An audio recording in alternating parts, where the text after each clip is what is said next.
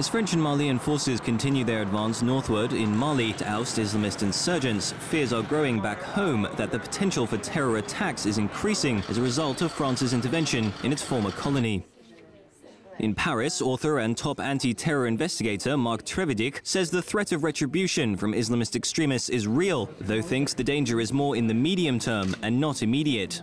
Now they consider us as the public enemy number one, in fact, their enemy number one, because there is a country where the real Islam exists, the Sharia is enforced for them normally, and they consider that the French troops are fighting Islam.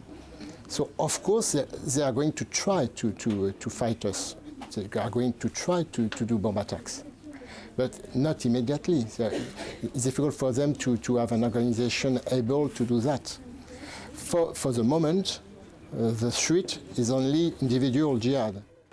Since the Mali intervention began on January 11th, security inside France has been stepped up, with high-profile military patrols now a regular feature of public spaces. Trevidic says one of the greatest threats to civilians comes from self-radicalized individuals, similar to Toulouse gunman Mohamed Merah, who last year killed 7 people, including 3 Jewish children and a rabbi, in a murderous 2-week rampage.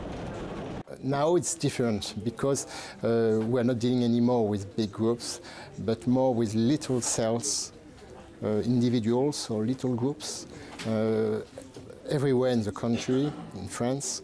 So it's more difficult to be sure that we can put all our means to this target or this one or this one. There are too many targets, in fact.